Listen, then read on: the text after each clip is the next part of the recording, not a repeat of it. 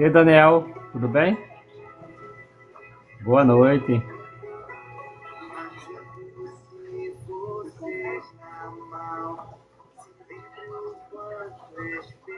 Oi, Adriana, boa noite.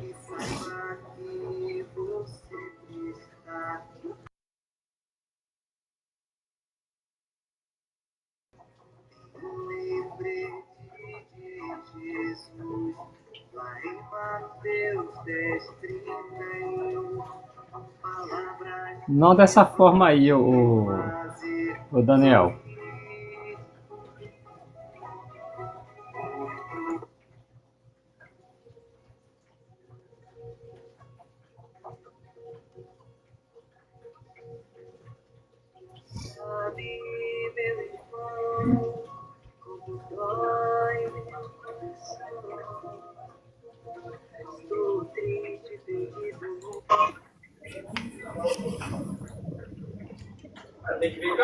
E aí, Roberto? Tudo bem? Tudo bem, e você? Tudo bem, melhor agora. Tempão que a gente não conversa, ué. Faz mesmo, hein? Outro dia eu vi sua live, eu tava indo pra uma cidade que chama Simonésia, aí eu tava vendo sua live. Ah, tá, que legal. E a família tá bem, Daniel? Graças a Deus, muito bem. Aquela tia minha que eu te falei que é pioneira da Testemunha de Jeová, vai vir mês que vem na minha cidade, num casamento aqui. Ah, que legal. Aproveita e conversa com ela. Vou conversar com ela, eu gosto muito dela, ela é muito boazinha. É. Mas, então, Roberto, quer dizer que você não acredita no arrebatamento, né? Então, Daniel, veja como é que as testemunhas de Jeová entendem a questão da escatologia, tá? As testemunhas de Jeová entendem que apenas 144 mil pessoas irão viver no céu, Entendi. entendeu? E assim, ó, esse número de pessoas já estão sendo ressuscitadas para ir para o céu, entendeu? Aham. Quer dizer que vão ser arrebatadas só esse número, né? Já estão sendo, né, assim, por assim dizer. Ah, sorte de quem vai ser, né, Roberto? Daniel, é assim, ó, os que irão para o céu terão um privilégio muito grande, apesar de ter um sacrifício. Por exemplo, as pessoas que vão viver na terra vão viver no paraíso, e as pessoas que vão viver no céu, elas não serão mais humanos, serão seres espirituais. Então eles não terão Ô, mais o Roberto, convívio como humano, entendeu? mas isso não causaria um certo desconforto, por exemplo, em um homem por exemplo, um casal, né? Um homem com esperança celestial e a esposa com esperança terrestre. E como é que ficaria nessa situação? Hipotética, né? Ela casa de novo, velho. Mas não, poxa, mas ela é casada com esse que vai pro céu, ué. Ele vai morrer, vai ter que morrer. Aí será que ela não fica pensando, eu tinha o meu marido, agora tá no céu e eu tô aqui? Então, por isso que eu te falei, assim, aqueles que irão para o céu, eles perdem a perspectiva de vida na Terra, né? Você viu o mentalista? Era bom se ele levasse a esposa junto, né, pra não Eu ficar... já vi uma vez, hoje eu vi até o 16 da Por exemplo, José, Você tem que ir na o padrasto de Jesus, Você saiu evidentemente ele não vai para o céu. José é o padrasto de Jesus, né? É o pai adotivo de Jesus. Eu ia te mandar mensagem. E Maria? Já Maria é ungida, ela está no céu. Ela tá no céu? Eu também acredito que ela tá no céu, sem dúvida. Mas deixa eu te falar. E como é que você, por exemplo, quer dizer, e João Batista? Também não, né? Porque João Batista foi... Não, João Batista também não. Não, você não. É a partir o Daniel, a partir do Pentecoste do ano 33. E não O é um derramamento negócio do Espírito. que tem crime, não é que pesado, é um negócio suave. Entendi. Assim. Entendi, Roberto. E quer dizer que esses fecha o olho na terra e abre no céu. É isso? É exatamente isso. Então quer dizer que eles recebem tipo uma imortalidade, né? Exatamente. E terminados 1000 anos, eles retornam para a terra ou continuam lá? Viverão para sempre no céu. Para sempre. Tá. É Serão seres interessante. espirituais para sempre. E quer dizer que então, como eles são seres espirituais, eles jamais voltam a morrer, né? Não. A segunda morte não tem autoridade sobre eles. Entendi agora. Mas, ô, Roberto, eu só acho que parece que pela entendimento seu, esse número está sendo contado, você acabou de falar, de Pentecostes até agora, não é isso? E são 144 mil pessoas. Você não acha que são muito poucas, não, Roberto? Já acabou as vagas? Olha, para você ter uma ideia, a primeira, não acabou as vagas, ainda existe ainda pessoas sendo ungidas hoje. E assim, em comparação, Daniel, para você ter uma ideia, quantos países existem hoje? Se você for pesquisar, é cerca de 200 países. Se você pesquisar a quantidade de pessoas que representam esses países, é inferior a 144 mil. Sem dúvida. E os que irão para o céu é uma quantidade muito maior do que esses que representam os países hoje. Porque os que irão para o céu, ô Daniel, eles não vão simplesmente morar no céu. Entendi. Não, essa não é a ideia, porque Deus não criou os seres humanos para viverem no céu. Entendeu? Eu entendi agora, Roberto. Quer dizer, então, que eles recebem um chamado especial, não é isso? Exatamente. Um chamado, entendi. É interessante, é muito interessante. E os membros da liderança suas, todos são ungidos, né? Os membros do corpo governante são ungidos. Os anciãos locais, alguns são ungidos, outros não. E esse corpo que governa, quer dizer que para ser desse corpo tem que ser ungido. Tem que ser ungido. Entendi. E eles, quando eles falam para a igreja, eles são, tipo assim, eles não erram, né? Quando eles proclamam algum ensinamento, algum entendimento, eles não erram. Não, eles não são inspirados, calma, eles erram. Quer dizer que pode ser que eles erram, né? Sim, eles não são inspirados. Eles oram a Jeová e analisam o ensinamento bíblico. Eles não são inspirados, nenhum deles afirma essa inspiração. Eles entendem que apenas quem teve inspiração foram os que escreveram a Bíblia. Entendi. Nenhuma publicação das Testemunhas de Jeová professa inspiração, tá? Nenhuma delas está acima da Bíblia. Quer dizer que eu participo aqui de um grupo aqui de WhatsApp e aí surgiu isso aí, eu agora lembrei. Que eles falaram que as Testemunhas de Jeová entendem esse corpo que governa da forma como os católicos entendem o Papa, né? Que a igreja tem um dogma chamado de infalibilidade papal, que o Papa, quando ele fala na cátedra, ou seja, quando ele ensina para a igreja, ele é inerrante. Quando ele proclama um dogma, quer dizer, o entendimento seu não é assim em relação a esse corpo que governa, né? Não. É assim, ó, nós entendemos que, por exemplo, dá um exemplo para você, como é que esse corpo, ele trabalham, tá? É impressionante como tem gente que faz questão de passar aqui para comentar essas questões, né? Ó, olha só, Daniel, interessante. Lembra da ocasião que Moisés estava indo em direção à rota principal para vir para a Terra Prometida? Assim, eles ficaram um tempão. Não. 40, parece. Eles pegaram a rota certa. Eles vinham direitinho. Era o que hoje nós conhecemos como Via Maris. Era a rota que iria dar direto com os filisteus. O que Deus fez? Moisés estava liderando ele. De repente, Moisés mudou a rota. Lembra, Deus não falou com a nação inteira.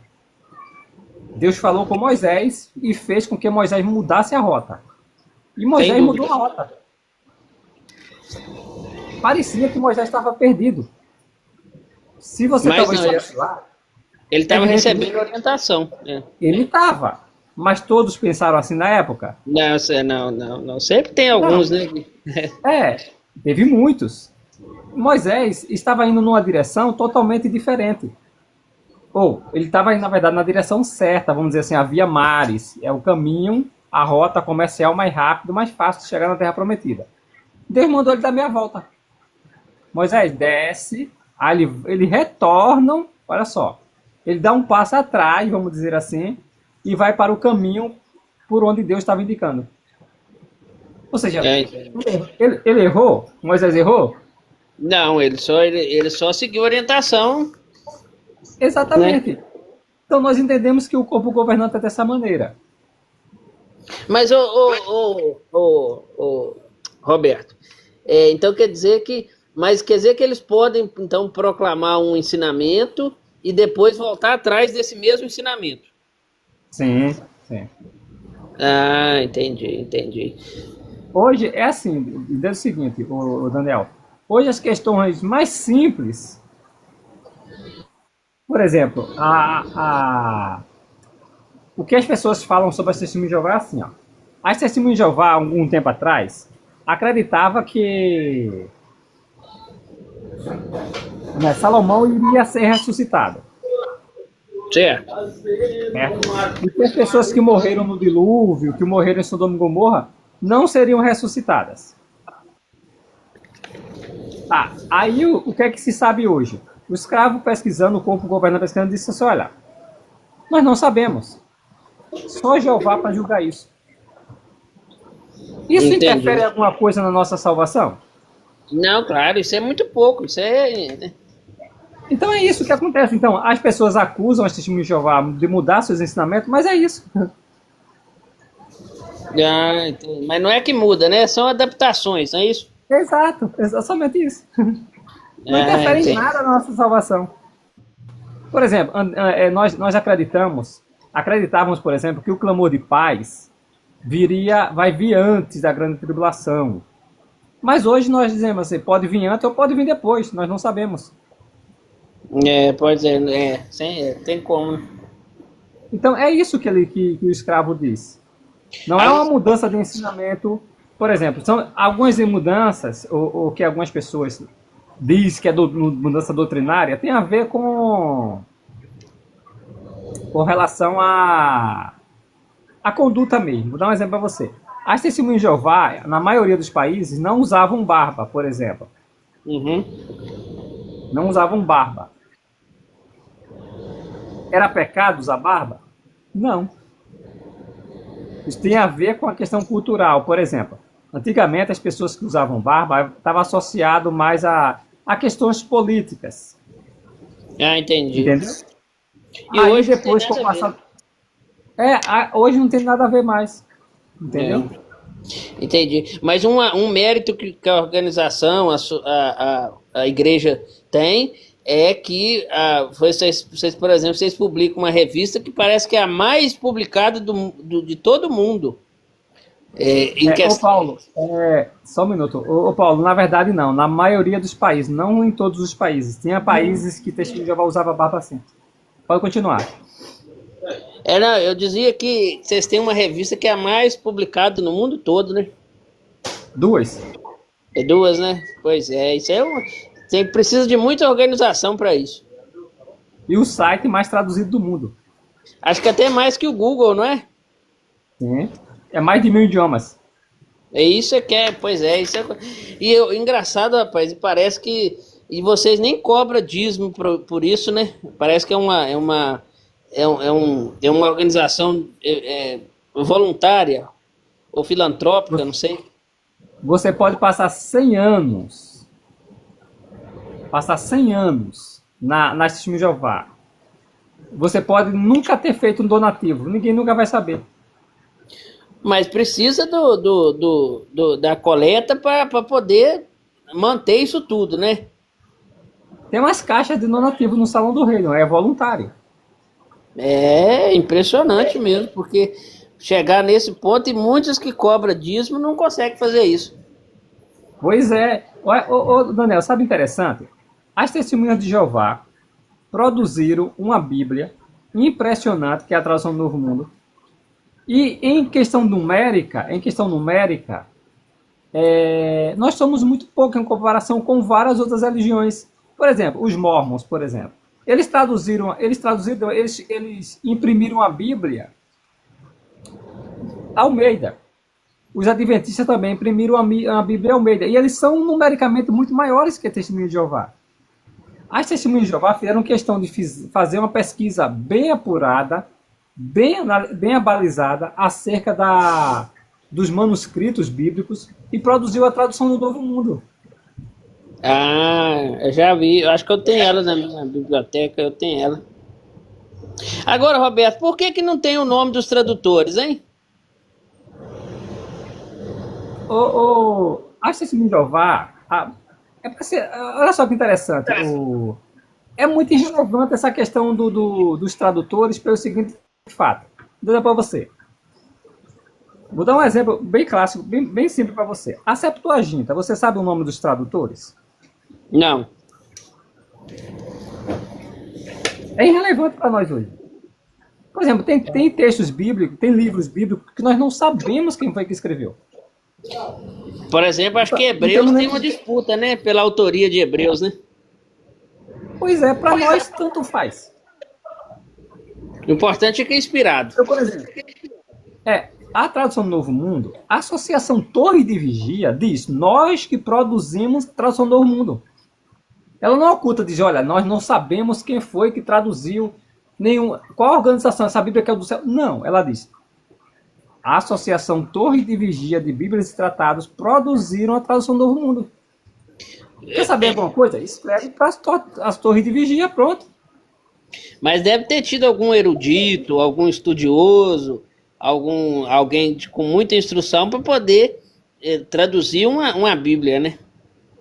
Entre eles. Por exemplo, um dos irmãos. É porque assim, o Daniel, vou te dar um exemplo bem claro aqui, tá? Vou dar um exemplo. Vou dar um exemplo moderno. Existe uma ex-testemunha de Jeová chamada Rolf Furuli. Ele é professor emérito da Universidade de Jerusalém. Hoje ele foi tirado da Testemunha de Jeová, tá? Mas ele é da aula de hebraico na Universidade de Jerusalém. Ele era testemunho de Jeová. Olha que interessante.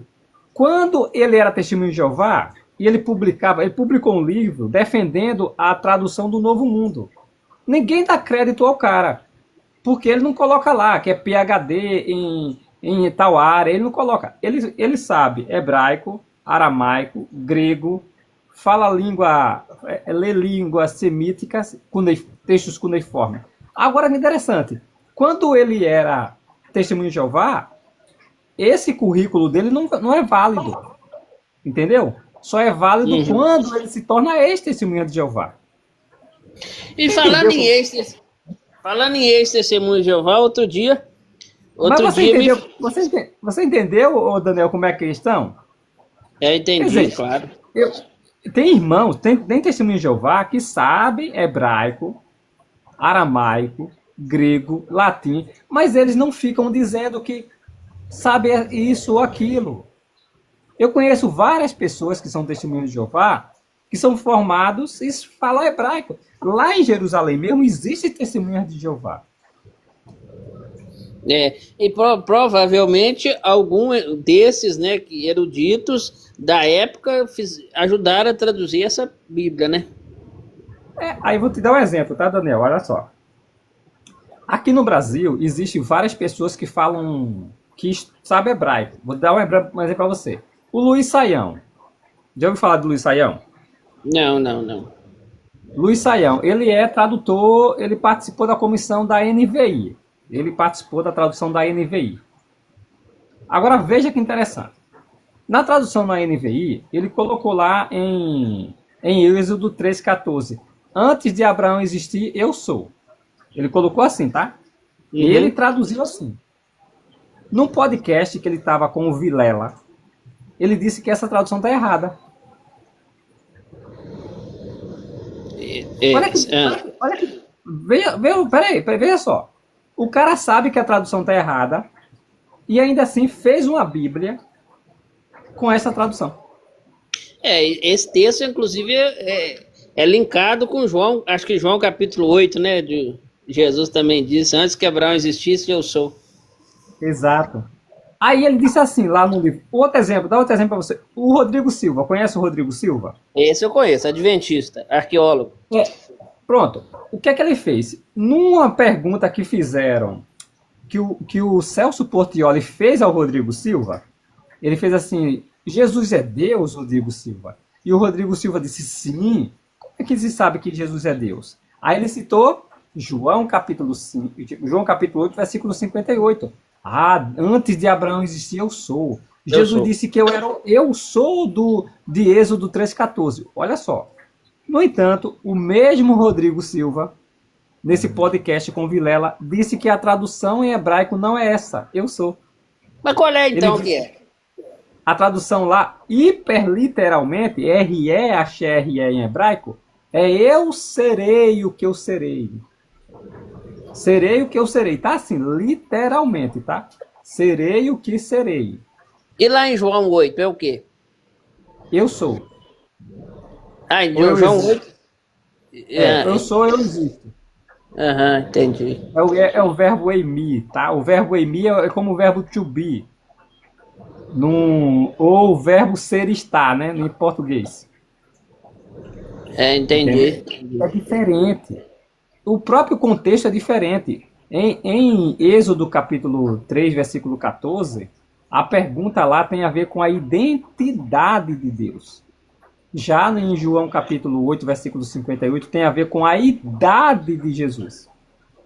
Agora, por que então lá em João 8 os judeus pegam em pedras para atacar em Jesus quando ele diz essa expressão, eu sou? Uma interpretação. Os judeus pegaram em pedra para matar Jesus porque Jesus ele estava querendo se igualar a Deus, Não. O contexto lá é que o contexto inteiro, a conversa é sobre Abraão, que eles disseram, nós não somos filhos de imoralidade, nós não somos filhos de fornicação, nós temos o nosso pai Abraão, e eles se orgulhavam disso. É tanto que tanto Jesus quanto João Batista disse, Deus pode suscitar dessas pedras filhos de Abraão. Então eles têm um orgulho disso. A nação é formada a partir de Abraão. E Jesus disse, mas eu vi Abraão. Aí eles disseram, oxe, tu é maior que Abraão? Tu é antes que Abraão? Não, Abraão é aquele que deu origem a gente. E tu está dizendo que veio Abraão? Aí ele disse, não, antes de Abraão vir a existência, eu já existia. Essa é a ideia. Você já existia antes de Abraão existir? Aí sim que ele disse, tu quer dizer que tu és maior do que o nosso pai Abraão? Esse é o contexto, não que Jesus esteja identificado como Deus. É mais assim, é mais entendível pensar assim, né? Porque parece que Jesus ele tinha apesar dele ser de natureza divina, né? Mas talvez não como o pai, né? Pois é. Aí para você ver, voltando aqui, Daniel, a questão. Sou sim, para você trazer a questão. Como é que o Rodrigo Silva sabe a tradução correta? Como é que o Saião sabe a tradução correta e faz tradução enviesada? Mas por isso, Roberto, que eu gosto de ter várias traduções da Bíblia, porque às vezes o tradutor pode ser influenciado por suas crenças. Sim, é por isso que é preciso fazer análise, o Daniel. É preciso fazer uma análise. Aí você vê, vou trazer um exemplo. Tem várias pessoas na plataforma que dão aula de grego. A maioria você tem muitos helenistas e poucos hebraístas, né? É impressionante a quantidade de helenistas que falam que a tradução do Novo Mundo é a pior Bíblia que tem, mas eles não se unem para produzir uma Bíblia melhor do que a NVI, melhor do que a João Ferreira de Almeida. Eles não produzem. Para você ter uma ideia, as Bíblias católicas são melhores do que as Bíblias protestantes em termos de tradução. Eu gosto da pastoral católica. Mas é sério, são melhores mesmo. Ó, A para Bíblia você de ver, Jerusalém mesmo é um espetáculo. erros básicos, para você ter uma ideia, na Bíblia Almeida, tem lá as fezes do vinho. As fezes do vinho. Quem é que vai entender isso? Tem, por exemplo, unicórnio, na tradução. Tem mulher usando barba.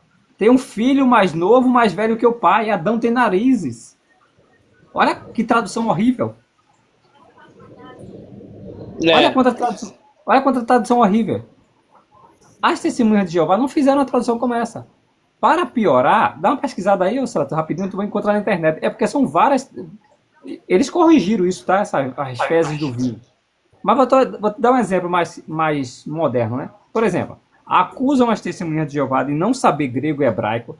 Mas olha só, a palavra. Vou dar um exemplo para você. A palavra cosmo, em grego, é mundo. Mas também existem variantes no texto, na Bíblia, como por exemplo, vou te dar um exemplo aqui. Oikomene. Oikomene. É terra habitada. Outro exemplo para você é Aionos, que é era, sistema. Tá? A ideia é essa, época, talvez isso, assim, mais centeleia, né, em termo grego. Olha que interessante. A tradução do Novo Mundo, ao fazer essa tradução, perceberam como se deve traduzir. Entendi. Olha só, a palavra mundo, João capítulo 3, versículo 16, Deus amou tanto o mundo. O mundo ali se refere à humanidade, né? Tanto que o texto mais adiante diz que o mundo não conhecia. É que o mundo não pode ser o planeta, o globo, nem o universo, né? O mundo não conhecia. Ali, o mundo é a humanidade.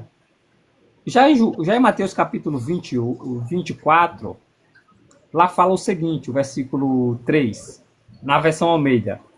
Quando será o fim do mundo? A palavra lá não é mundo, a palavra é aionos. Qual será o final do sistema? Nem fim, né? A palavra fim é telos. E lá aparece o termo sinteleia. Ou sinteleia, como queira. Traduzido como final, terminação do sistema de coisas. E eles colocaram fim, telos, que não tem telo, mundo, também não tem cosmo. A tradução do Novo Mundo colocou final do sistema de coisas. Eles colocaram o fim do mundo. Mais adiante, no versículo 14, Jesus diz assim, e as boas novas do reino serão pregadas em toda a terra habitada. A palavra é oikomene. Oikomene é terra habitada. Eles traduziram como mundo. Ué, olha, agora só, veja só. Eu não sou formado em grego. Nunca fiz faculdade de grego. Eu tenho algumas bíblias em grego e conheço o alfabeto grego.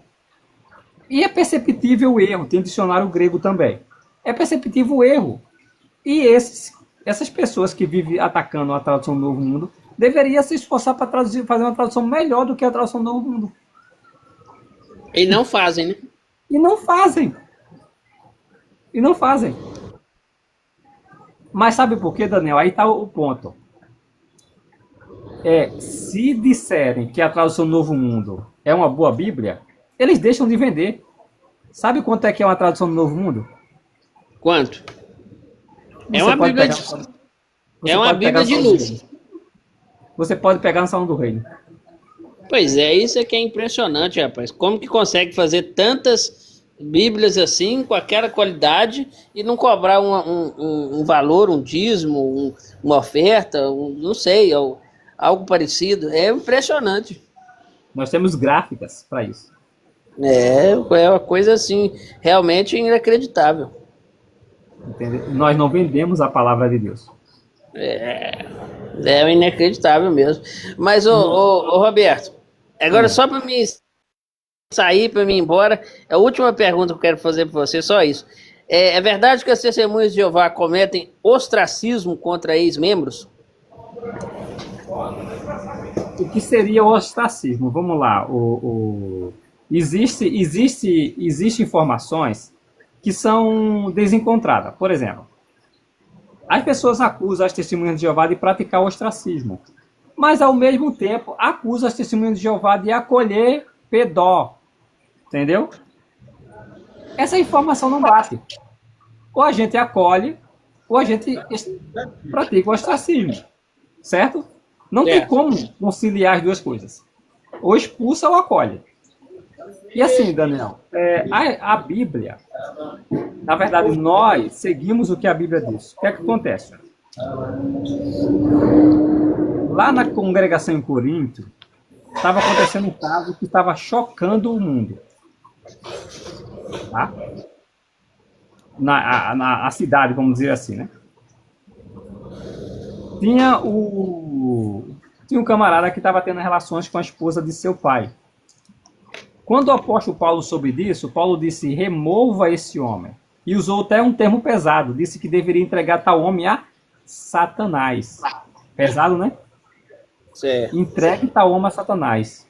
Ou seja, deveriam excomungar a pessoa. As testemunhas de Jeová fazem isso hoje. Pessoas que são dedicadas e batizadas, que aprenderam o padrão bíblico, sabem o que é certo, sabem o que é errado, praticam pecado, agora presta atenção, e não se arrependem, são removidas da congregação, até que eles corrijam a sua vida e possam retornar. Mas esse remover significa perca de contato total? Então, vamos deixar o que o apóstolo Paulo falou. Ó, o apóstolo Paulo disse que não deveríamos nem comer com tal homem. Eu vou fazer o seguinte, eu vou ler aqui, numa tradução,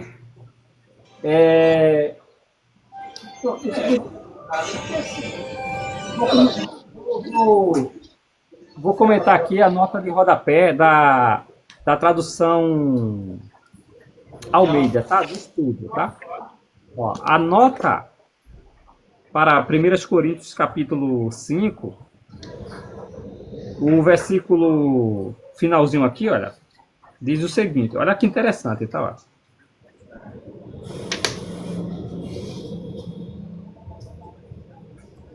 É grande as notas, mas é interessante. Começa a partir do versículo 1. Aí fala assim, ó, para o bem do culpado, olha o que o texto diz. A exclusão pode despertá-lo para ver a tragédia do seu pecado e sua necessidade de perdão e restauração. Olha só. Continuando, diz assim, ó, por amor à pureza da igreja. Tolerar a iniquidade numa igreja é rebaixar paulatinamente o padrão moral a todos. Ou seja, se um está praticando mal e não recebe nenhuma punição por isso, os outros membros irão praticar também. Entende? Para o bem do mundo. São os pontos comentados aqui, tá? A igreja não poderá ganhar homens e mulheres para Cristo se ela mesma for semelhante ao mundo. Entendeu a lógica, né, Daniel? Entendi. Paulo ficou pasmado e horrorizado porque a igreja estava tolerando semelhante imoralidade em seu meio. Ele sabe que isso é ainda mais grave do que a própria transgressão do indivíduo. Olha só, tolerar aquilo é mais grave do que o pecado do indivíduo. Paulo diz. O comentário diz. Aí diz, entregue tal homem a Satanás para a destruição da carne. Ou seja, esse homem deveria ser removido do meio da congregação e cair para o mundo. Se ele quer praticar essas coisas, ele pratique não como um membro da igreja, mas como uma pessoa do mundo. Continuando, o versículo final da carta de Paulo, Paulo diz assim, tirai, pois, dentre vós esse iníquo. Olha o termo de Paulo, esse iníquo. E o comentário que o versículo traz aqui é o seguinte, olha só. Paulo mostra aqui que a igreja precisa julgar seus membros em caso de pecado grave, iniquidade, imoralidade ou conduta ímpia persistente. Tais ações iníquas precisam ser julgadas e disciplinadas para o bem da pessoa envolvida, da pureza da igreja e do testemunho de Cristo no mundo. E note, isso aqui não é corpo governante, coisa nenhuma. É uma Bíblia pentecostal com nota de rodapé que chegaram à mesma conclusão que o corpo governante. Ô, Roberto, mas essas punições não seriam punições eclesiásticas? Por que essas... Parece que as testemunhas de Jeová fazem essas punições civilmente, quer dizer, eles param de ter convivência total. Essas orientações de Paulo não seriam punições eclesiásticas apenas, não? A pessoa perde a comunhão da igreja quer dizer, Paulo estava dizendo ali uma comunhão eclesial, né? Mas assim, na rua você pode, socialmente, dentro do possível, você continua tendo convivência com essa pessoa, né? Ó, é interessante, olha só.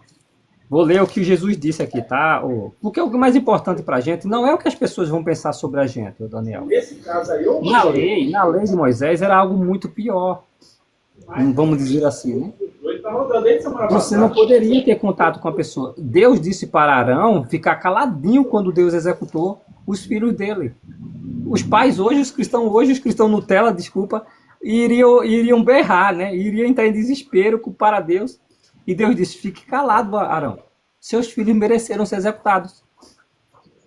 Poxa, eu devo a vida a Deus, não a meus filhos, né? A meu pai. A ideia é essa. Mas vamos lá. Aqui no livro de Mateus, capítulo 18, Jesus disse o seguinte. Aqui são palavras de Jesus, tá lá. Sabe que isso se refere apenas à questão eclesiástica? Vamos lá. Mateus 18, versículo 15, Daniel, diz assim, ó. Além disso, se seu irmão cometeu um pecado, vá mostrar-lhe o seu erro. Somente você e ele. Se ele o escutar, você ganhou seu irmão. Mas, se não escutar, leve com você mais um ou dois, para que, com base no depoimento de 2 ou 3 testemunhas, toda a questão esteja estabelecida. Se ele não os escutar, fale à congregação. Aqui a congregação são os que tomam a liderança na congregação. Mas se não escutar nem mesmo a congregação, olha só como ele diz assim. Seja ele, isto é, o pecador, o transgressor, para você, apenas como um homem das nações, como cobradores de impostos. Como é que as pessoas tratavam cobradores de impostos na época, o Daniel? Com desconfiança, né? Então, um judeu não comia com cobradores de impostos. Entendi. Jesus está usando esse contato aqui. É tanto que Paulo lá mais tarde vai dizer que não se deve nem tomar uma refeição com tal homem. Mas isso não seria não estaria em conflito com o amor cristão, não? Não, porque, na verdade, expulsar tal membro é amor. A demonstração de amor. Não significa tratá-lo como inimigo, né? Não, de maneira nenhuma. Ele não é nosso inimigo, não. Ele só não pode representar mais, não pode continuar a ser ministro de Deus. Entendi. Entendeu? Ele não é mais ministro de Deus, então não representa mais a Deus. E laços familiares continuam. Claro. Entendi. O que acontece é o seguinte, Daniel, olha só. A minha maneira de eu me importar pode ser diferente de muitos outros. E muitos acabam julgando os outros por causa da conduta de um ou dois que acontece. Por exemplo, eu tenho na minha família pessoas que foram removidas, mas elas não são meus inimigos. Estão lá no mundo e não querem mais servir a Jeová. A decisão é delas. O que é que você pode fazer? A decisão é pessoal, é da pessoa. Entendeu? Entendi. Ô Roberto, eu entendi, por isso eu gosto de conversar com você para saber a fonte oficial, né? Porque às vezes a gente olha os críticos e os críticos não querem, às vezes, não tem compromisso com a verdade, né?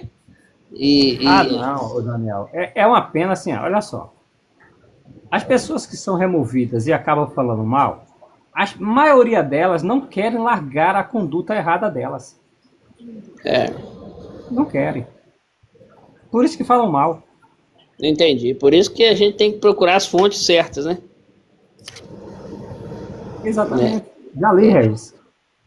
Roberto, aqui, muito obrigado. Obrigado pela conversa aí, foi muito bom. Deus continue te abençoando cada vez mais, tá?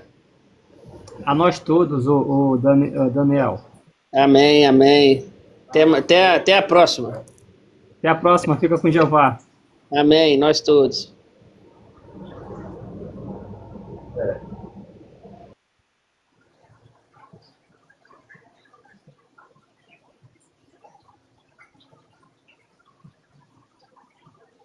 Bacana, né? Conversa com alguém que quer conversar. Gente, teve uma pessoa que pediu para subir, mas eu não vou falar. O ponto aqui não é falar sobre questão de barba, nem de aniversário, nem nada disso. Eu não estou preocupado com isso. Eu não vou estar chutando um cachorro morto, sabe? Questão de barba, questão de usar o seu próprio sangue, uma questão de decisão pessoal. Se você não quer usar barba, não use. Tudo bem. Se você acha, não pode usar barba, não use. Sujeito chutar cachorro morto. Entendeu? Ah, eu não aceito o meu próprio sangue. Não aceite. Entendeu? Não aceite, é uma decisão sua. Ah, as pessoas falam, não, e as pessoas que viveram lá atrás e que viveram de acordo com essas orientações do corpo governante, e aí? Ó, tem um texto aqui muito interessante, gente, ó, na carta aos Romanos, tá, ó. Parece que as pessoas procuram brechas na lei de Jeová para fazer o que é errado. Jeová não proíbe a pessoa se divertir, mas a pessoa quer uma brecha para flertar com a apostasia, flertar com a imoralidade, flertar com a religião falsa, com os costumes pagãos. Parece que a pessoa quer isso. Ou seja, a pessoa quer que o povo de Jeová pratique o ecumenismo. Entende? Essas questões, gente, não tem como. Não há associação entre festividades pagãs com adoração verdadeira. Jeová já disse isso, que não se deve fazer isso. Aqui na carta aos Romanos, capítulo 2, o apóstolo Paulo disse o seguinte, ó, versículo 12, tá? Ó. Pois todos os que pecaram sem lei também morreram. Mas todos os que pecaram debaixo de lei, por lei serão julgados. Então entenda o seguinte, olha só. As pessoas que viveram antes de Jeová estabelecer a lei mosaica, antes de Jeová, por exemplo, Abraão. Abraão vai ser julgado com base na lei de Moisés? Não, porque se fosse Abraão seria condenado, já que a lei não permitia casar com sua meia-irmã. Entendeu? Ele viveu sem a lei de Moisés. Sem lei ele vai ser julgado. Entendeu? É Romanos 2, versículo 12. Mas todos os que pecaram debaixo de lei, por lei serão julgados. Ó, se na época que Jeová dizia, olha gente, usar barba pode fazer outros tropeçar, porque você pode estar associado não como ministro de Deus, mas como mundo.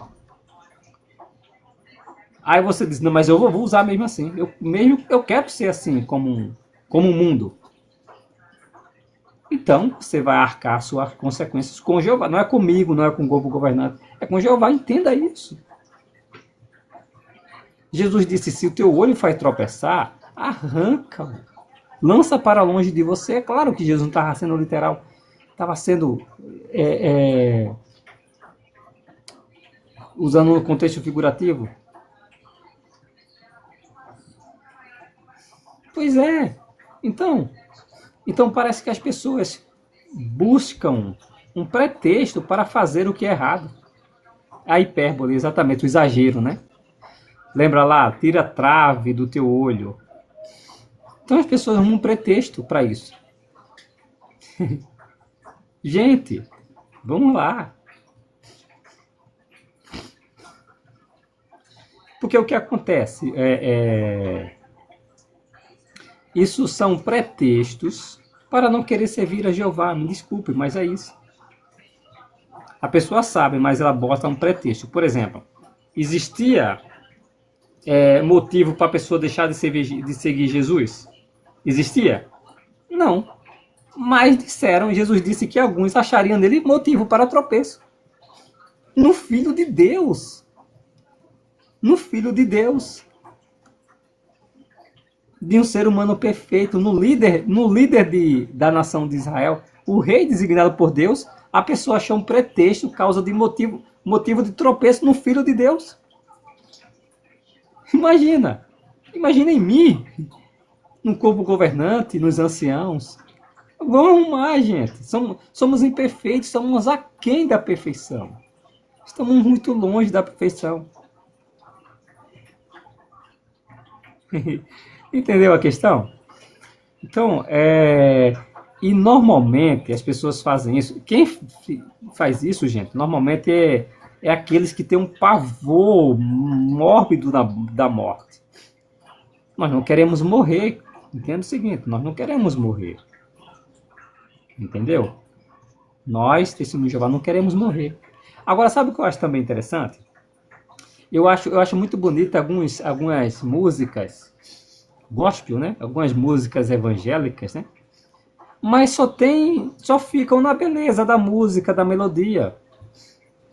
A fé que eles dizem que tem, na verdade não tem. Porque um beliscão assim, eles deixam de servir a Deus por motivos banais aí. Lembra, tem uma música gospel que fala assim, ó, eu tenho a fé de Abraão, não é? Eu morrerei se a promessa dele não se cumprir, não é mais ou menos assim? Morre mesmo? Você morre mesmo ou é só sensacionalismo? Mas a morte, sétima trombeta, aqui não é só a questão da morte natural. É a morte causada em honra do nome dele. Estou falando disso aí não. Tô colocando no contexto errado, tá? Não tem uma música evangélica que canta assim? Não tem? Eu tenho a fé de Abraão. Olha, você tem a fé mesmo de Abraão? Você sabe o que foi que Abraão fez? Abraão estava disposto a fazer. Você sabe o que Abraão fez? Eu estava disposto a fazer? Gente. Me parece que é só na música. Porque prática mesmo não tem. Então vocês não têm a fé de Abraão, como o cântico. Não é? Não tem a fé de Abraão. E olha, essa questão de você passar por sofrimento,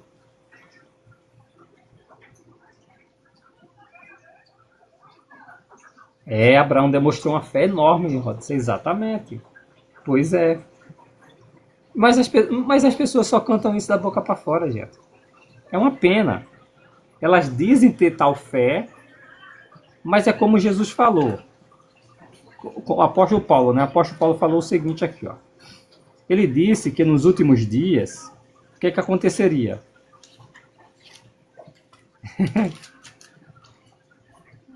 A Kiara quer passar com vida. Amém, que assim seja. Olá, Rafaela. E aí, Real Mingo Vasconcelos? Ó, tem um texto aqui que é interessante. Ó. Primeiro esse texto aqui, ó, que aparece em Hebreus capítulo 2, o versículo 14. Ó, diz assim, ó. Versículo 14 e 15. Portanto, visto que as crianças são sangue e carne, ele também se tornou carne, sangue e carne, para que pela sua morte reduzisse a nada aquele que tem os meios de causar a morte, isto é, o diabo. O diabo, ele usa uma coisa que não é natural para o ser humano. Morrer, olha só, gente, Jeová nos criou com a capacidade de contemplar a própria existência. Os animais, eles reagem para não morrer por instinto. Entende? Eles reagem por instinto. Já no caso dos humanos, é que nós contemplamos a nossa própria existência. Por isso, nós não desejamos morrer. O desejo da gente é viver para sempre mesmo, conforme Eclesiastes 3:11. Deus colocou o mundo no nosso coração, ou colocou a eternidade no nosso coração. O desejo de viver para sempre. Por isso não desejamos morrer. Mas aqui diz que Jesus, ele tirou do diabo uma arma poderosa, que é a morte. O diabo, quando ele quer fazer você deixar de servir a Deus, ele coloca obstáculo. E um dos maiores obstáculos é a morte. Ele faz um teste para ver se você... Que é o bem mais precioso que você tem, é o quê? É a vida. Aí o diabo questiona, será que você está disposto a dar a sua vida em obediência a Deus? Bem, se nós tivéssemos apenas essa perspectiva de vida, poderia ser que os humanos fizessem isso. Mas Jeová tirou do diabo essa arma dele, a morte. Por isso que ele não está feliz. Ele não fica feliz quando a gente morre fisicamente. Ele quer que a gente morra longe de Jeová. Isso sim. O diabo quer que a gente morra longe de Jeová. Então o que acontece? O diabo tirou isso. O Jeová tirou isso de Satanás. A morte. Por isso que a Bíblia diz que o último inimigo a ser reduzido será a morte. O texto diz assim, e para que libertasse a todos os que por medo da morte passaram a vida toda sujeitos à escravidão. Ou seja, nós não temos mais pavor mórbido da morte. Nós não queremos morrer porque é a reação natural, o desejo natural de viver, nós contemplamos a nossa própria existência. E Jesus tirou do diabo esse poder que ele tinha.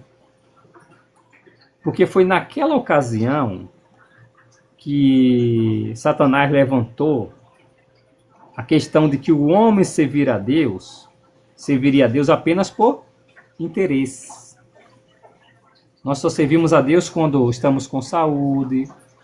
Mas se nós enfrentássemos a morte em detrimento da obediência aos mandamentos de Deus, nós repudiaríamos as orientações de Deus para abraçar a vida. Foi por isso que Jesus disse, lembra? Todo aquele que amar a sua vida mais do que a ele, vai perdê-la. Mas quem perder a sua vida em obediência a Deus, vai ganhá-la. É isso. Agora, para aqueles que não acreditam em nenhuma promessa de Deus, aí faça o que o apóstolo Paulo disse. Comam e bebam. Amanhã vocês vão morrer mesmo. Não é? No livro do Apocalipse diz, bem, se você não acredita em nada das promessas de Deus, bem, que o impuro continue na sua impureza, pratique ainda mais impureza. Mas que o santo se santifique ainda mais. Aquele que acredita, continue a se santificar. Continue a ver onde você pode melhorar. Mas se você não acredita nisso, não tem para que você se preocupar. Você vai morrer e acabou-se mesmo. Mas aqueles que desejam viver para sempre e fazer a vontade de Deus, vão fazer a vontade dele. É isso. Então as pessoas ficam procurando brechas, gente, para viver pouco tempo. Bem, Jesus disse que nós não conseguimos acrescentar 1 minuto sequer à nossa vida por estarmos ansiosos. Nós não sabemos se estamos vivos amanhã ou daqui a alguns minutos. Tiago disse o seguinte. Tiago disse que a vida é como a neblina da manhã. Está lá, antes, quando o sol esquenta, não é? Você vai, não dá nem uma hora, você vai, volta, daqui a pouco a neblina aparece e desaparece. É o que é a nossa vida. Ela aparece e desaparece. É muito pouco. É. Obrigado, irmã Lene, pelo baú. Obrigado, irmão Davi. Gente, então assim, as pessoas, elas estão... Normalmente as pessoas vão nessa direção de usar todos os seus meios para tornar a vida prazerosa, porque elas acham que a vida que elas terão é só essa. Alguns chegam a ser zombadores, né, como diz o texto bíblico. O apóstolo Pedro até falou que nos últimos dias haveria os zombadores que iriam zombar de tudo isso. É o que está acontecendo nos nossos dias. Porque eles imaginam assim, olha, carnaval tem todo ano, não é? Carnaval tem todo ano, ou seja, ele vê o ciclo se repetindo todo ano, né? Há décadas, há milênios, e acha que Deus não vai intervir ou nunca vai intervir no assunto da humanidade. Porque eles acham que já passou tempo demais para isso. Eles julgam, achando que o tempo deles é o tempo de Deus. Acha que as promessas de Jeová, só porque talvez dure milênios, ele nunca vai acontecer. Que tolos! Jeová é atemporal. E não está preso ao tempo. Nós estamos preocupados com o tempo. Porque o tempo passa rápido.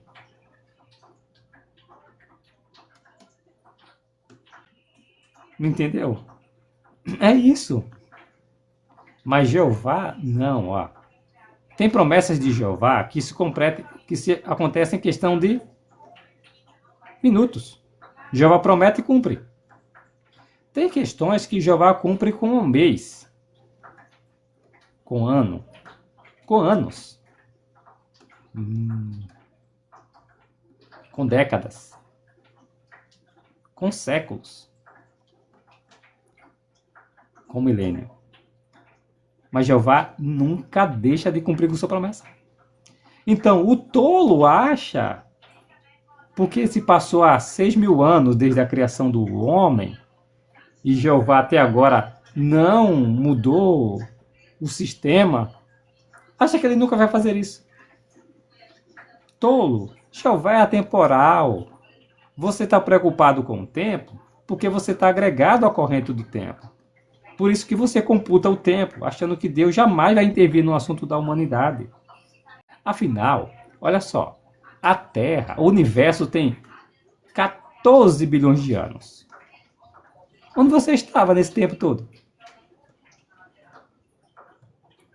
Onde é que você estava nesse tempo todo? A Terra tem 4 bilhões de anos.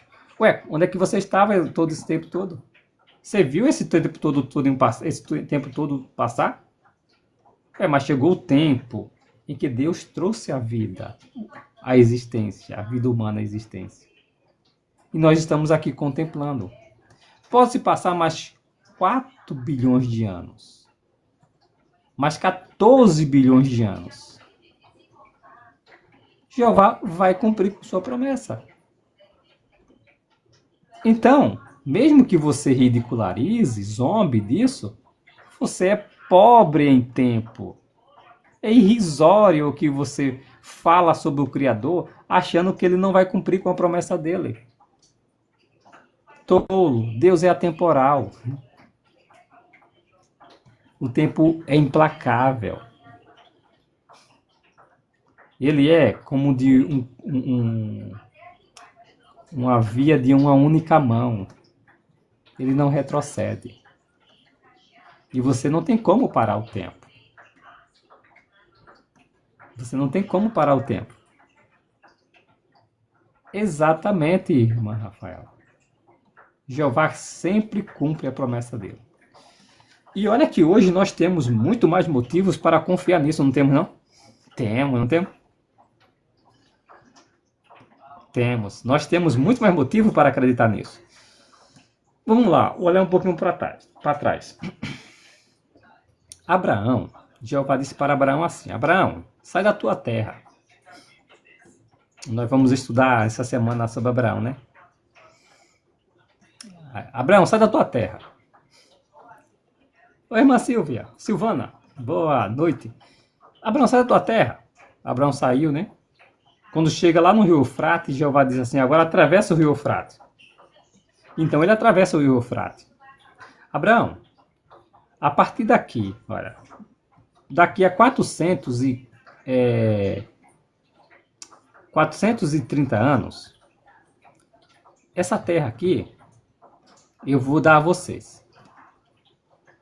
Imagina, Abraão, percorre essa terra de norte a sul, de leste a oeste. Essa terra vai ser dos seus descendentes. Passou o tempo e Abraão morreu. Isaac passou, Isaac morreu. Jacó morreu. José, filho de Jacó, morreu. Aí José, eita, olha só, tanto 400 anos se passaram. Jeová não vai cumprir com a promessa dele. Ei, quanto tempo você espera pelas promessas de Deus? Quanto tempo? Oi? Quanto tempo você espera pelas promessas de Deus? Faz 20 anos. José morreu, 120 anos. Ele ouviu os pais dele falarem sobre as promessas de Jeová. Os avós deles. Passaram 400 anos, José morreu e disse, eita, não tem mais jeito, eu vou morrer e Deus nunca vai cumprir com sua promessa. É isso? Hein? Não, José disse assim, olha, quando vocês saírem daqui, levem os meus ossos. José perdeu a esperança? É? José perdeu a esperança? Perdeu, não foi? Ele disse, olha, quando eu morrer daqui, leve os meus ossos. O que é que José tinha? Exato, Alain. Ele tinha certeza que ele iria sair do Egito. Ele tinha certeza que a promessa de Jeová iria se cumprir. O apóstolo Paulo até disse isso, não foi? Paulo disse que José, ele tinha certeza de que a promessa de Jeová ia se cumprir, que ele deu ordem para que os seus ossos foram tirados dali. Com os olhos fixados na verdadeira cidade, que é o reino de Deus. E de fato, gente, saiu. José saiu de lá. Hoje nós olhamos para trás, a história já foi contada, e é fácil olhar para trás, né? Que seja por toda a eternidade, Vasconcelos, meus irmãos. Aí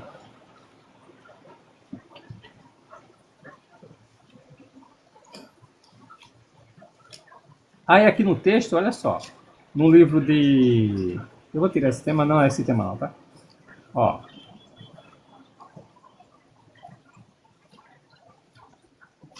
Fala, Jó, empreendimento solar. Aqui no livro de Josué passou. É isso aí, grande. Pernambuco. Josué, vamos lá. Aqui, logo depois de Deuteronômio, tá?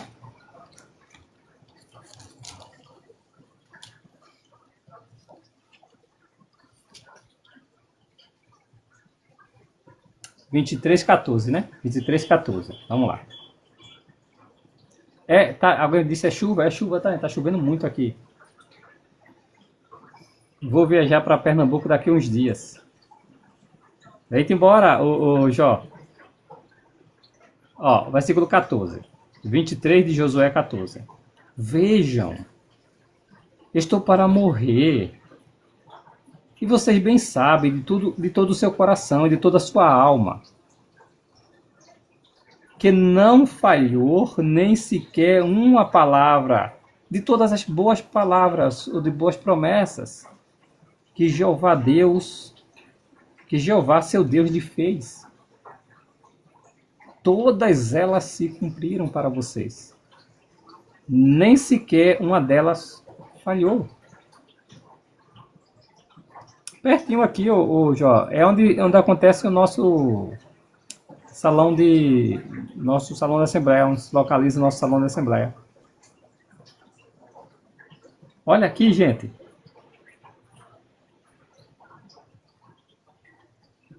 Tá vendo aí?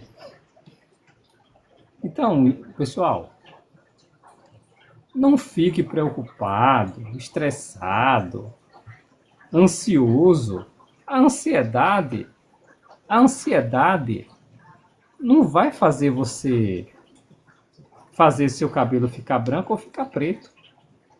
Não vai fazer você acrescentar um dia sequer à sua vida. Não vai atrasar nem adiantar o dia de Jeová. Fique ocupado com o que Jeová designou e bola para frente. O tempo, ele é implacável. Ninguém consegue parar. Nós estamos indo em direção a um tempo que Jeová já estabeleceu, já marcou e já determinou que as promessas deles vão se cumprir.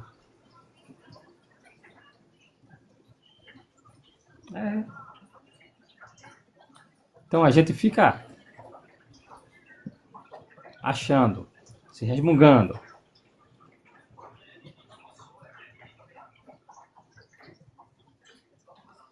Certo, Ale, mas aqui não é uma pregação pela organização, tá, ô Maninho? Isso aqui eu falo sobre a minha fé de forma pessoal, como eu daria testemunho no trabalho, na escola, na vizinhança, entendeu? Eu faço isso. Não há nenhuma violação de princípios com relação a isso. Olha só, gente. A gente tem, não sei se você já assistiu o congresso, né?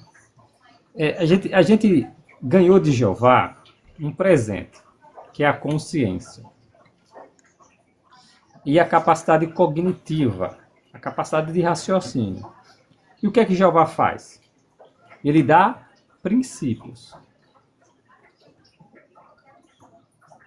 Ah, que legal, Lene. Jeová nos dá princípio. Então, gente, quando você ver algo que você... e agora pode?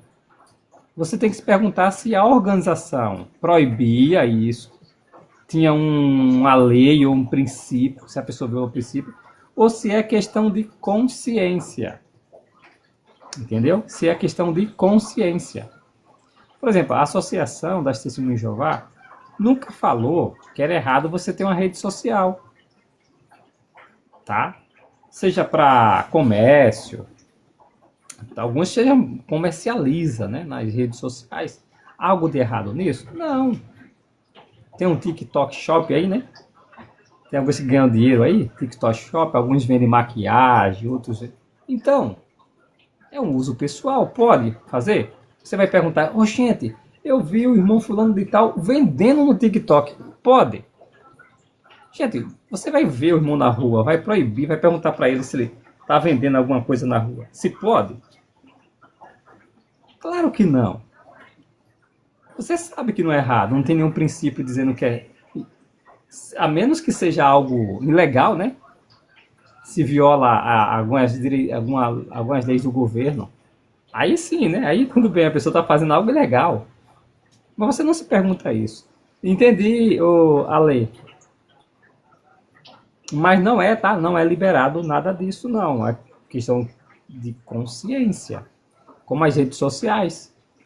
É uma questão de consciência. A associação fala sobre o que, gente? Sobre os perigos que existem. Nas redes sociais você pode gastar muito tempo, não é? Você pode, por exemplo, ter que lidar com plataformas que são indesejáveis, imorais, contém ocultismo. Gente, para ir num cinema, você tem que olhar o roteiro de um filme, não é não? Ou você vai num filme, aí quando chegar no meio do filme, você vê que o filme lá tá violento. O que é que você faz? Ah, o filme. Ó, minha consciência não dá não, o filme tá muito violento. Você cai fora. Não é na internet também, não é assim? É. Você passou a plataforma. Valeu, Ale, um abraço. Você passou na plataforma, você viu algo que não bate com os princípios de Deus, cai fora. Que nem aqui, que nem o Roberto aqui. Estou falando sobre a Bíblia. Você vai encontrar live aí com pastor ungido, reverendo, profeta, o último anjo, o anjo da quinta trombeta, o anjo da sexta trombeta, o anjo da 10ª trombeta. Você vai encontrar tudo aí. O que é que você faz? Eu mesmo vejo aqui, eu olho assim, passo. Apóstolos, pastores do Pix. É o que você vai ver dessa plataforma. Não, eu não estou exagerando não, tá, gente? É verdade, tá? Tem tudo que você imaginar. Tem religioso de tudo. Jesus fugiu do Egito, de Jesus fugiu de Nazaré. Tem tudo aqui nessa plataforma. O que é que você faz? Deixa eu ver o que esse camarada está falando. Gente, meu Deus do céu. É que nem parar para ouvir o Valdomiro Santiago falando da Bíblia. O que é que aquele camarada fala de Bíblia? Só Malaquias 3,15, né? 3,10, né? É. A unção. É isso que acontece. O que é que eu faço? Faço direto. É isso que você tem que fazer também. Isso em qualquer área, sabe? Não é só na plataforma, aqui nessa plataforma, não. Em qualquer plataforma. Tem plataforma que nem dá pra você ter. Porque, meu Deus. Não é? O WhatsApp, você tem que ter cuidado no WhatsApp. Não é? Então é isso que acontece. É o raciocínio, a capacidade cognitiva que você tem para raciocinar, entender o que é certo e o que é errado. E dizer assim, olha, tá bom, chega... Isso aqui tá me fazendo tropeçar. A hipérbole que Jesus falou. O olho e a mão. Não dá. Para. Aí sim. Entendeu? É assim que acontece. Agora, se eu estivesse falando algo, né, e vocês percebessem que aquilo que eu estava ensinando não condiz com o que a Bíblia ensina, opa, peraí. Eu não vou ver mais o Roberto ali. Ou se eu dissesse, olha, tivesse aqui, e no final das contas, com o objetivo de ganhar dinheiro em cima de tudo isso, aí, opa, peraí. Então vocês têm que fazer isso. E outra, tá, gente? Deixa eu dar um alerta aqui, olha só. Nem todos que dizem ser testemunho de Jeová na plataforma é testemunho de Jeová, tá? Olha só. Um alerta para vocês, tá? Aproveitando isso aqui. Ó.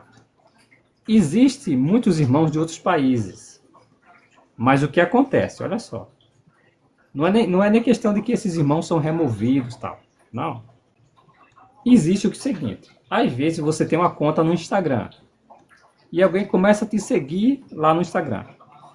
Todas as fotos que você posta, o que é que ela faz? Ela pega a sua foto lá no Instagram, seja lá qual for a plataforma, e cria um TikTok. E coloca a sua aqui no TikTok. E configura a plataforma para que essa plataforma seja visualizada, por exemplo, num outro idioma. Aí você usa a logomarca da associação. Aí quando você viu a logomarca da associação, opa, vou seguir porque é irmão. Não. Eu já vi aqui um monte de fakes criada em nome de irmãos e irmãs. Já vi muitas. Então, para perceber, a linguagem da verdade a gente conhece. Quando a gente começa a conversar, a língua da verdade a gente conhece. É fácil. E eu falei assim, olha só, a quantidade de pega e coloca, e vem falar com você como se fosse testemunho de Jeová. Quando você faz 2, 3 perguntas, você já sabe logo, matou logo. Opa, isso aí não é testemunho de Jeová. Pergunto logo, cadê o cartão do sangue? Porque só quem é testemunho de Jeová mostra, né? Manda a foto do cartão do sangue assinado com seu nome. Aí não, né? Ai, ai. Você lembra? Você lembra dessa experiência do dia do relatório? Hoje é dia de entregar relatório. A gente conhece, gente, a gente conhece pela linguagem da pessoa, a gente sabe quem é, a língua pura da verdade. A gente sabe a experiência. Cadê o relatório? O dia do relatório.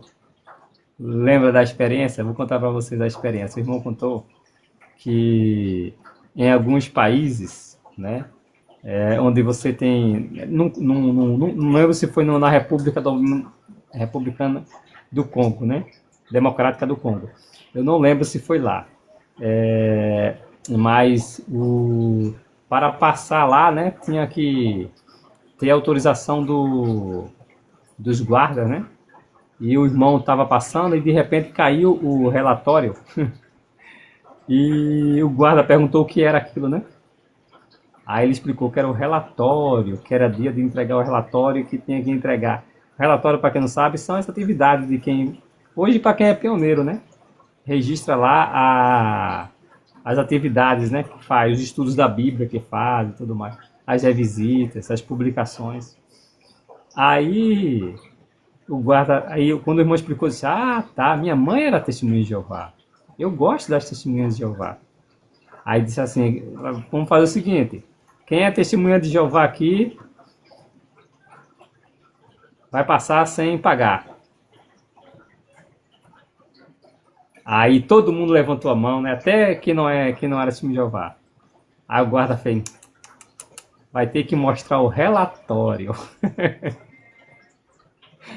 Aí o irmão contando que tinha irmão que disse, olha, seu guarda, eu sou testemunho de Jeová, tá? Mas eu esqueci o relatório, assim. Nananina, não. Eu sou testemunho de Jeová, aqui tá aqui o cartão do sangue, né? Tá aqui o cartão do sangue. Nada de cartão de sangue. Eu quero saber do relatório. Hoje é de entregar o nome do filme era A Vingança do Secretário. Pois é, gente. Só quem é TJ, né? Só os fortes entendem. Oi, Quinha, boa noite. Mas a vingança do secretário, né, Silê? Essa foi boa. Nenhum cartão do sangue dessa vez foi válido, hein? Pois é, então faz isso, gente. Lembra de uma matéria que saiu? Que o irmão de verdade, quem é testemunho de Jeová, não vai se incomodar.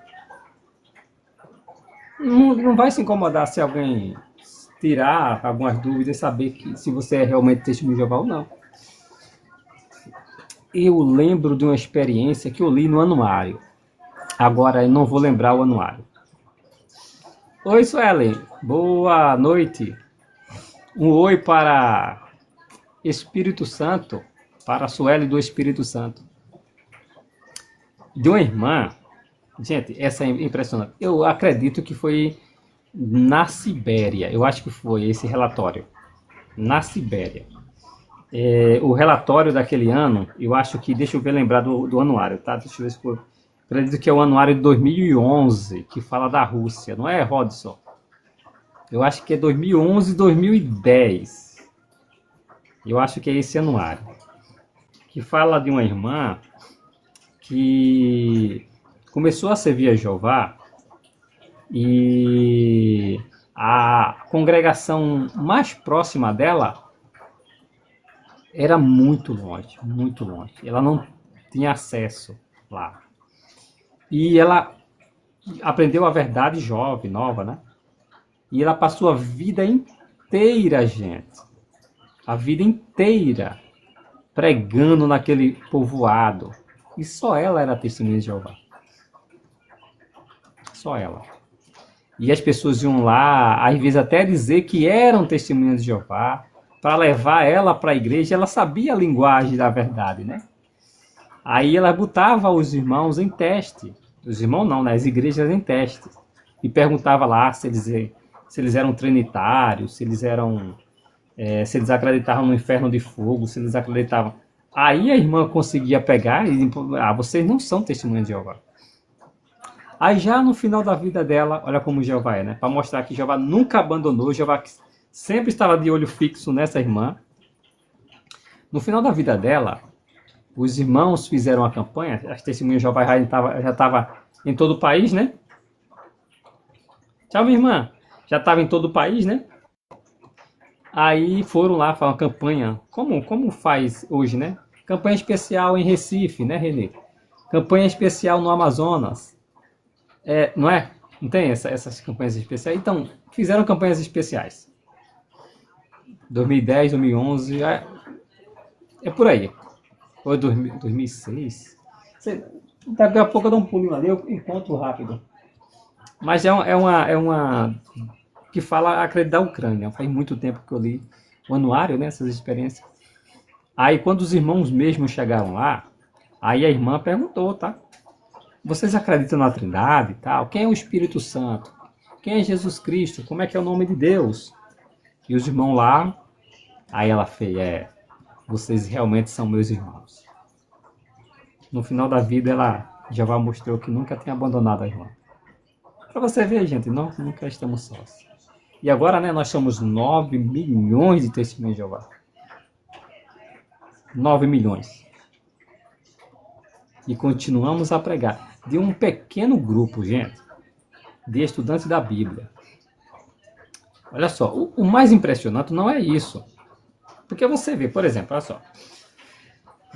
Não sei se é aí na cidade de vocês, mas aqui é assim.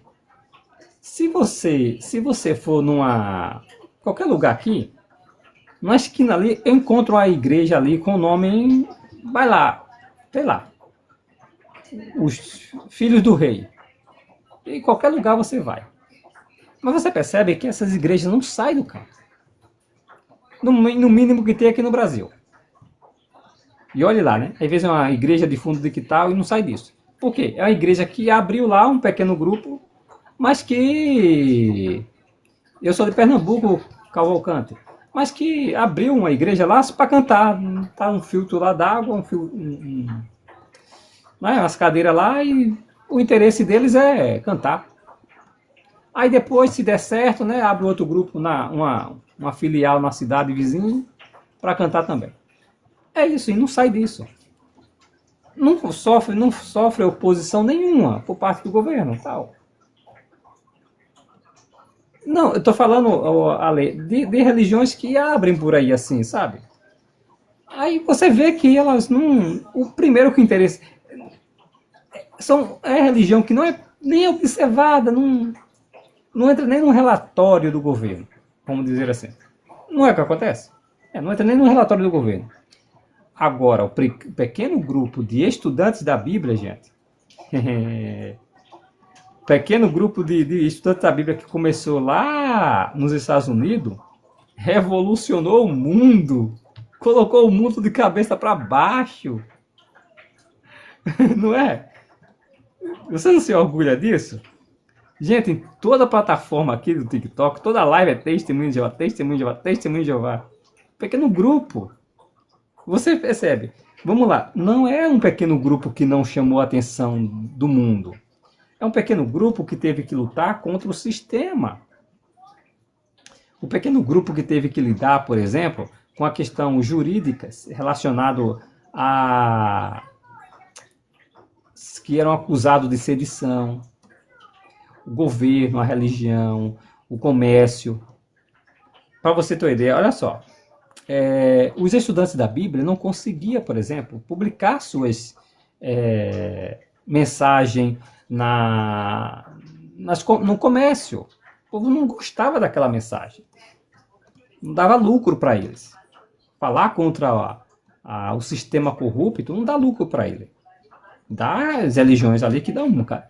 Então, as testemunhas de Jeová tiveram que imprimir as suas próprias publicações para mostrar e anunciar ao mundo o que estava prestes a acontecer com esse sistema. Então, tiveram que lutar contra o sistema comercial. Ilegal, corrupto, manipulado. Fizeram isso. Pequeno grupo, tá?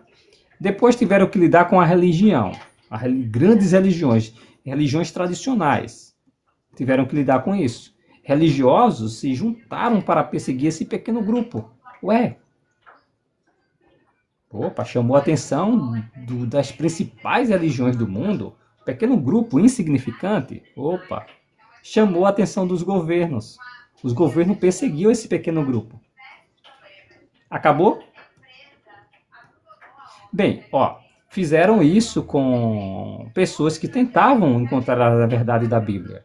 Pedro Valdo, por exemplo, os valdenses, né, conhecidos como os valdenses, foram perseguidos e mortos. Eles não conseguiam, o governo suprimia isso, junto com a religião, com o comércio. Naquela época que Pedro Valdo pregava, as terras, o comércio era dominado pela igreja. Então não tinha meio de sobrevivência para ele. Era fácil acabar e exterminar com um povo que estava pregando algo contra o sistema religioso, comercial e político, porque tudo isso era uma única coluna. Mas o que é que acontece? Mais tarde, quem quebra essa questão hegemônica, alguns dizem que é Lutero, tá, gente? Mas eu vou dizer um detalhe para vocês. Não foi em si Lutero que quebra essa questão hegemônica. Se Lutero vivesse na época de Pedro Valdo, por exemplo, eles não teriam poderio, ele não conseguiria sobreviver por causa do poderio dos comerciantes. Por quê? Olha só. Na época de Pedro Valdo, a Igreja Católica, por exemplo, como a principal representante da cristandade, ela era a senhora das terras, senhora feudal. Para você ter uma ideia, se ela considerasse você herege, mesmo que você tivesse morrido, enterrado nas terras dela, você seria tirado de lá, queimado, e os rios e os seus ossos teriam sido jogados num rio. Era assim que acontecia. Mas as coisas mudou, o cenário mudou, tá? O sistema mercantil mudou. Apareceu no cenário os burgueses, que não eram mais controlados pela igreja, que tinham seus próprios meios de sobrevivência, que não dependia da autorização da igreja nem para A nem para B. A igreja tentou. Lutero apareceu nessa época, é por isso que Lutero não é morto. Lutero teve apoio dos comerciantes, dos burgueses. Aí tinha meio de sobreviver. Se Lutero corresse para um local, os comerciantes diziam: Lutero, pode ficar aqui que eu vou te bancar. O que eu como, você vai comer também. Mas isso não acontecia com Pedro Valdo. Tá? Mas ainda assim, o que acontece? Depois que o protestantismo começa a se estabelecer, houve outros grupos que tentaram se separar deles. Existiam os anabatistas, por exemplo. E os anabatistas foram perseguidos por quem? Por católicos e protestantes. Ou seja, os protestantes passaram a fazer o que a própria Igreja Católica fazia. Com o passar do tempo, o que acontece? Aparecem outros grupos. Por exemplo, John Wycliffe.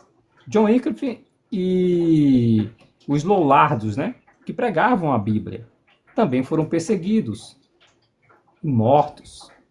Mas então, chegou uma época em que os governos, né, aí entra a era do absolutismo, em que separa a igreja e o Estado, em que os governos passam a ser laico, né?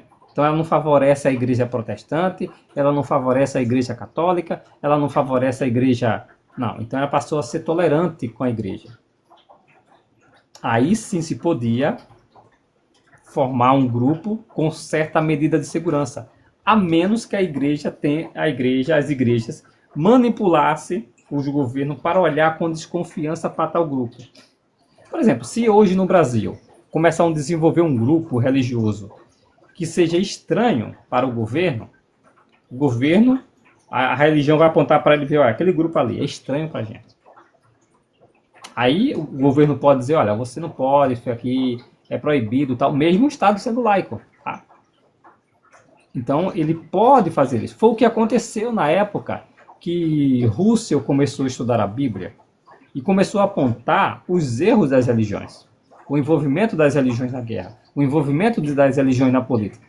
Falando nisso, vocês viram agora há pouco, foi aonde o lugar que entrou um político para falar na igreja, a metade da igreja saiu. Confusão começou agora, né, por causa de política. Então, A igreja aí, graças a Jeová, a gente não se envolve em política, né?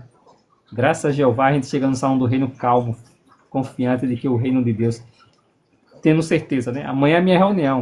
Eu vou na minha reunião amanhã, tendo certeza que lá não vai ter um político falando lá na frente, né? Você não se sente feliz por causa disso? Ter certeza que hoje ou amanhã você vai no salão do reino e não vai ter um político falando sobre política lá no palco? Não é? Na tribuna? Não é bom? É muito bom saber disso. E a gente vai vai com alegria para o salão do reino. Agora essas igrejas aí, os membros das igrejas aí, tadinho, vão para a igreja lá sem saber se vai ser culto mesmo, louvor a Deus, ou se vai ser um comício, não é?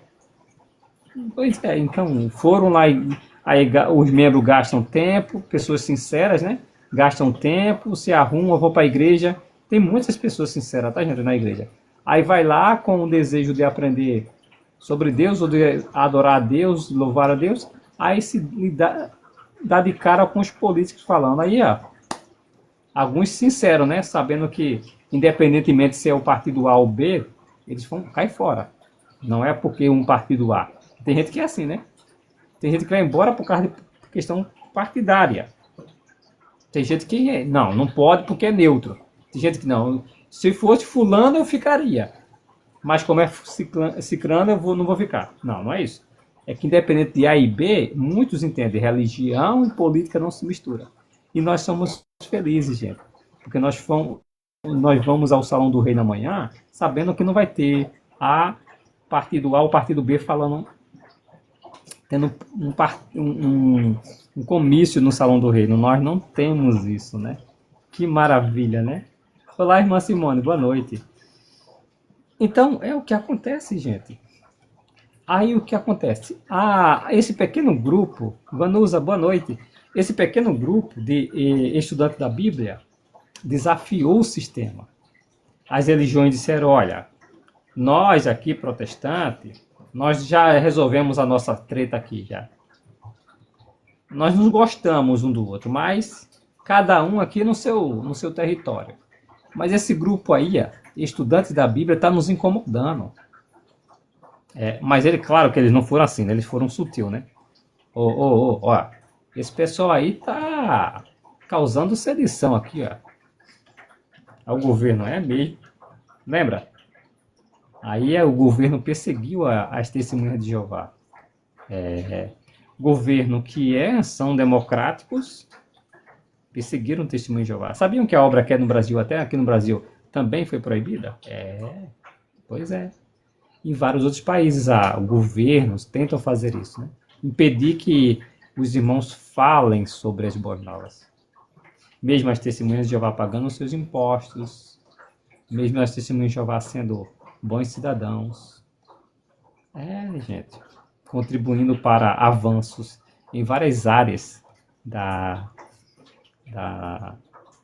do campo, né? Por exemplo, a testemunha de Jeová revolucionou os direitos na Corte dos Estados Unidos, na Suprema Corte dos Estados Unidos. Direitos lá que, tá? Testemunha de Jeová que era expulsa da escola. Sabe que tem muitos direitos que nós adquirimos hoje aqui no Brasil, que foi por causa da Suprema Corte dos Estados Unidos, principalmente até mesmo na área escolar. Na área escolar. Por exemplo, a tentativa, tá, gente? A tentativa de separar a escola do Estado, de uma escola neutra, tá? Tornar uma escola neutra em questão política, isso ganhou brecha a partir disso aí. Quando o Testemunha de Jeová era expulsa da escola, e depois foi a Suprema Corte Federal, a Suprema Corte julgou que, de acordo com os direitos humanos, o governo não pode negar.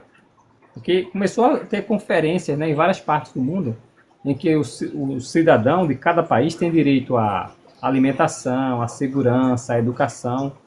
E lá, quando a Suprema Corte dos Estados Unidos começou a expulsar filhos do Testemunho de Jeová, porque não saudavam a bandeira, mas que eram obedientes, não demonstravam desrespeito para com a bandeira, por exemplo, Testemunha de Jeová não sauda a bandeira, não canta o hino, mas também ela não debocha do hino nacional, também ela não cospe, não. Entendeu? Outro dia, uma experiência de um irmão, né, nessa época, né? Os inimigos do povo de Jeová tentou fazer o irmão saudar a bandeira e ele não saudou. Por outro lado, outro grupo pegou e mandou ele cuspir na bandeira. E ele não cuspiu. Ué, vocês são o que mesmo? Para mostrar que esses times de Jeová são neutra. Nem menospreza lá e nem desrespeita, nem adora. Entendeu? Não, olha, eu respeito o que a bandeira significa. Mas eu não saldo a bandeira. Entendeu a lógica? Aí os governos perceberam que isso não era problema para eles. Aí a Suprema Corte reviu tudo isso e filhos de testemunhas de Jeová passaram a ter educação. E isso mudou a perspectiva educativa no país. Várias leis foram formuladas em cima disso. Lembra do caso Gobites? Gobites, alguma coisa assim. Little Gobites. Os irmãos Gobites, né? Esqueci o nome do irmãozinho da irmã que foi expulso da escola, né? Aquela lei revolucionou e de lá surgiu várias outras conferências no mundo todo em que toda pessoa tem direito à educação, independente da cor, da sexualidade, da cor de pele. Todas as pessoas têm direito à educação. Foi a partir disso aí, sabiam disso? Tem muitas coisas que está relacionada a isso. Teve conferência que é bem posterior, que determinava que todo ser humano tem direito à educação. Mas isso foi revolucionário lá. Tem uma conferência é uma conferência bem recente, né? Questão relacionada à educação, tá, gente? Que já nos Estados Unidos, as testemunhas de Jeová já tinha vencido do tribunal. E só depois, com a formação da ONU, né? A Unesco, que determinou que todo ser humano tem direito à educação. Mas olha só, as testemunhas de Jeová também revolucionaram a medicina. Tratamento alternativo à transfusão. Abriu um precedente, exatamente, Rodas. Tratamento alternativo à transfusão. Quem trouxe tudo isso para a medicina? As testemunhas de Jeová. Vocês sabiam que o primeiro mala de rodinha, sabe aquelas as malas de rodas, foram as testemunhas de Jeová que inventaram? Aquelas malinhas que tem roda. Claro que não é como hoje, né? Mas foram as testemunhas de Jeová que inventaram. Tá vendo como as testemunhas de Jeová revolucionou? Sabe o filme lá, o Fotodrama da Criação? Aquilo revolucionou o cinema. Quem fez o primeiro filme daquela dele? As Testemunhas de Jeová. Um pequeno grupo que revolucionou o mundo e que até hoje é espetáculo para o mundo, é espetáculo para os anjos e que pregam as boas novas do reino de casa em casa. As Testemunhas de Jeová. Gente. Então, quando você olhar para uma testemunha de Jeová, olhar para a organização de testemunha de Jeová, então entenda que não é simplesmente mais uma religião. Não é a igreja de fundo de quintal que abre para cantar, louvar a Deus por questões emotivas. Não, claro que não. Testemunha de Jeová revolucionou o mundo e vai revolucionar muito. Entenderam o ponto? Então, um pequeno grupo de estudantes da Bíblia que hoje são 9 milhões de testemunhas de Jeová. E, gente, olha só. Existe obstáculo demais para ser testemunha de Jeová. Muitos obstáculos. Quando uma pessoa começa a estudar a Bíblia com as testemunhas de Jeová, os parentes não gostam, há muita oposição, não é? E as testemunhas de Jeová continuam dirigindo diversos milhões de estudos bíblicos. E por ano, centenas se tornam testemunhas de Jeová. Esse número só aumenta. Não é? Claro, em número em qualidade, não é? Nós fazemos isso. De um pequeno grupo perseguido, quase que esmagado pelo rolo compressor de várias nações, democrática, autoritária, ditatoriais. E aí estão as testemunhas de Jeová. Continuam a pregar. Mesmo para governantes poderosos, elas não se curvaram. O bigodinho da Alemanha, por exemplo, tentou exterminar as testemunhas de Jeová, dizendo que Jeová teria um governo de 1000 anos e que ele faria um governo de 10.000 anos. Cadê o governo? Cadê o terceiro Reich, gente? Não durou. Não durou. Não durou uma década. As testemunhas de Jeová continuam. Hoje quem persegue as testemunhas de Jeová é governos como Vladimir Putin. Tenta barrar as testemunhas de Jeová. Bem, o governo da Sibéria, o governo anterior, também tentou suprimir as testemunhas de Jeová. E o tiro saiu pela culatra.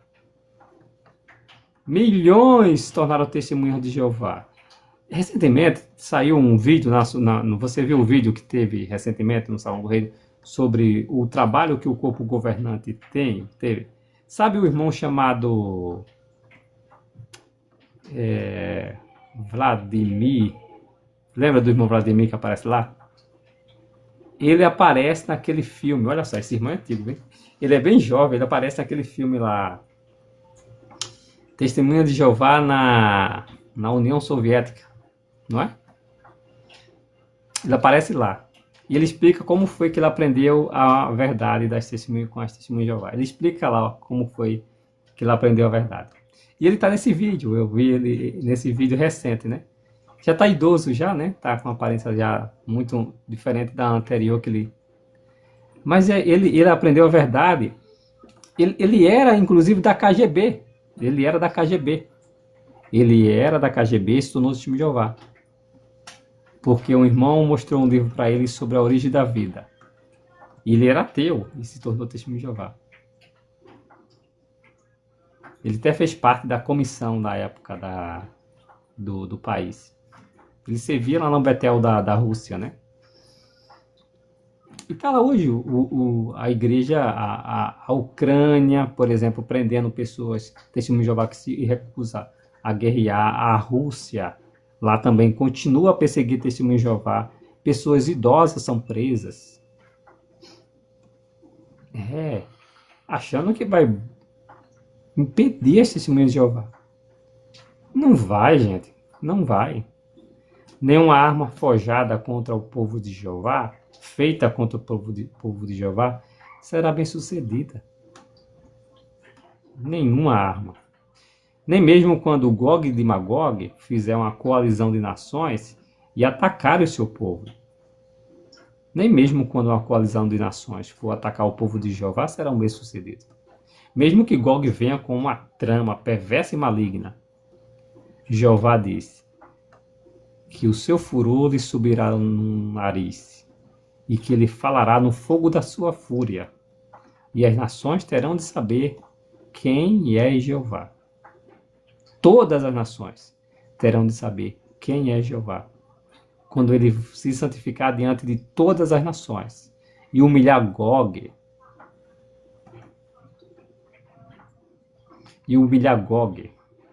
É isso que vai acontecer. Tá bom, gente? Eu agradeço aí a participação de vocês, tá?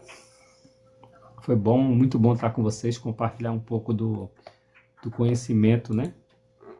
Com vocês. Mas muito obrigado, tá? Uma boa noite a vocês. Entendemos, ô irmã Cele. Gog, isso. O Google não, né? Gog.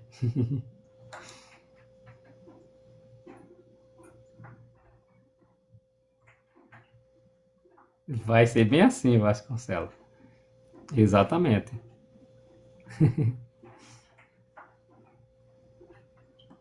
Foi o Google que escreveu errado. Entendi, minha irmã. Ah, é. Tá certo, gente. Eu vou postar essa live lá no vermelhinho, tá?